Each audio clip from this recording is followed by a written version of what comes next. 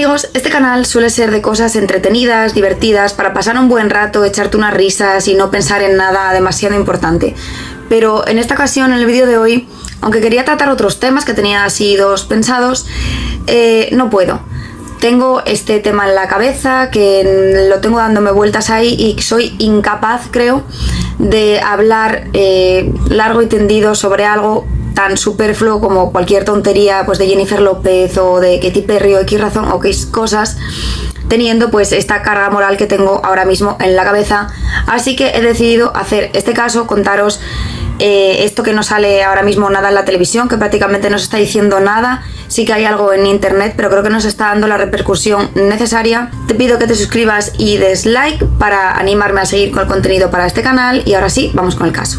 Antonio David Barroso, de 15 años, padecía síndrome de West, una encefalopatía epiléptica que es básicamente una alteración cerebral, por la cual tenía una discapacidad del 91%, por lo cual era completamente dependiente, en este caso, de su madre, Macarena Díaz. Aunque los hechos se darían entre el 12 y el 13 de septiembre, os voy a comentar unos hechos anteriores que son bastante relevantes para el resto de la historia. Antes del verano, Macarena había sido diagnosticada de esquizofrenia y bipolaridad, por lo que estaba puesta a tratamiento.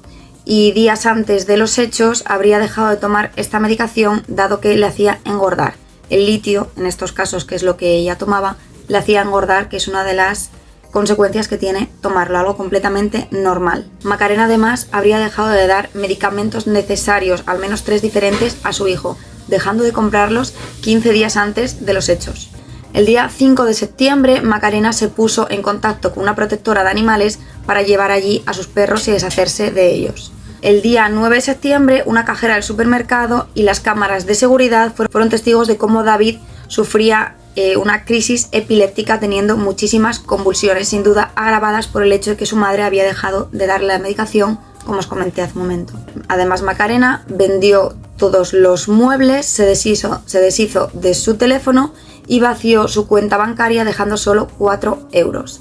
El día 11 de septiembre, el día antes de los hechos, un vecino habría ido a la casa y arreglaría un grifo, escuchando de fondo la respiración de David, cosa que iría un poco en contra de una versión posterior que daría Macarena de los hechos. Por lo tanto, quedaros con este dato de que el día 11 de septiembre David respiraba todavía. Pasamos así al día 12 de septiembre, el día de los hechos. El día 12 de septiembre, hacia las 2 de la tarde, Macarena y David abandonarían su domicilio en Morón de la Frontera por la ruta de La Plata, dirección Talavera de la Reina. A las 8:30 de la tarde llegarían al hostal Perales en Talavera de la Reina y allí se quedarían durante 4 horas. Allí, testigos, trabajadores del hotel, afirman haber visto a David, parece que con vida o dormido, pero que al menos parecía con vida. Hacia las 12:30 de la noche, ambos abandonarían este hostal y la próxima vez que tendríamos noticias de ellos, o al menos de su coche, sería a las 2:25 de la mañana, donde las cámaras de tráfico de la A5 los captarían a la altura de Cuatro Vientos y por la M30. La próxima vez que se tiene noticias de al menos Macarena sería a las 3:30 de la mañana, donde intentaría alojarse en un hotel en Riaza. Allí, al no haber habitaciones, se vio obligada a abandonarlo. Y la próxima vez que se la ve sería al final a las 7:44 de la mañana, donde entró en una gasolinera en Carabias pidiendo ayuda, diciendo que había matado a su hijo y que lo había tirado a la basura. Este testimonio lo cambiaría varias veces, dando distintas versiones. Una de ellas, como os adelanté antes, sería que el niño habría muerto 4 días antes en la casa, en el propio domicilio, y que ella entraría en un brote psicótico y sería donde pasaría todo esto de que decidió irse de su casa. En principio, la versión que ella cuenta es que el niño, al morir, ella estaba pensando que le iban a cargar el muerto, literalmente palabras de ella, y decidió irse a Galicia para que el niño resucitara, porque ya hacía tiempo, según he leído por en algunos portales de internet, había comentado que creían esto de que muriendo pues se limpiaba uno y resucitaba. Es lo que pretendería hacer con David. Pero como os digo, el vecino habría escuchado respirar a David el día 11, por lo tanto, al menos que muriera 4 días antes no sería físicamente posible. Macarena pasaría 2 meses en hospitales psiquiátricos diferentes, después saldría de ahí y, como actualmente sigue, está a la espera de juicio, en total, en libertad con cargos, pero literal de rositas en la calle disfrutando de su libertad incluso llegó a pedir el paro porque dejó de cobrar la manutención por su hijo.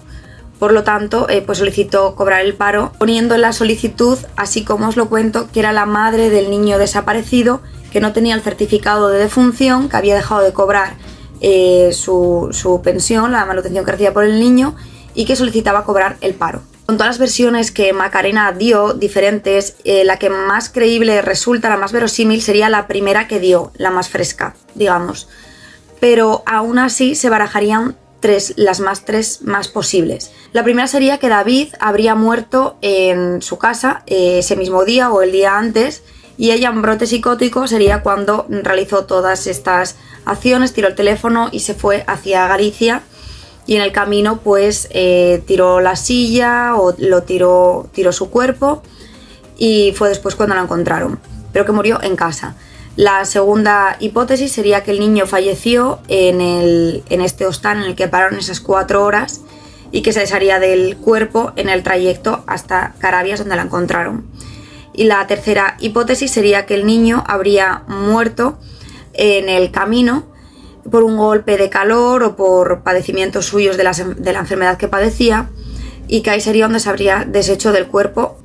Sea cual sea de estas 3 versiones, como no hay cuerpo, él no ha aparecido, no sabemos si esa muerte fue accidental, si fue a propósito por ella o si fue una muerte natural, que de todas maneras hay que recordar que ella le había retirado ciertos medicamentos, no toda la medicación, pero al menos ciertos medicamentos los había dejado de comprar. Por lo tanto, no estaría recibiendo los cuidados que necesita, además de exponerlo a un viaje así sin esos medicamentos. A día de hoy, como os digo, Macarena sigue en libertad a la espera de juicio. Han pasado por el caso 3 jueces diferentes. Algunos dicen que es totalmente que le exime su enfermedad de la capacidad de ser juzgada por este delito mínimo de la omisión de socorro, porque como no podemos corroborar que le hiciera algo, pues no se le podría acusar de más, pero mínimo sí de omisión de socorro. Otros de los jueces han dicho que sí, que podría ser juzgada, pero a día de hoy, como ya os digo, con el 4º juez todavía seguimos sin ninguna pista nueva. El caso no está cerrado, no está archivado, pero sigue sin haber nuevas diligencias, por lo tanto diríamos que está bastante parado, y a fecha de hoy todavía el padre del niño sigue encontrándose a Macarena por la calle, que ella pasa en coche y que él la ve cómo hace su vida, cómo sigue con su vida, mientras él todavía no sabe qué pasó con su hijo y dónde está su hijo. Este caso me recuerda mucho a uno que también está saliendo actualmente en las noticias, de una madre que acabó con su bebé y había salido absuelta.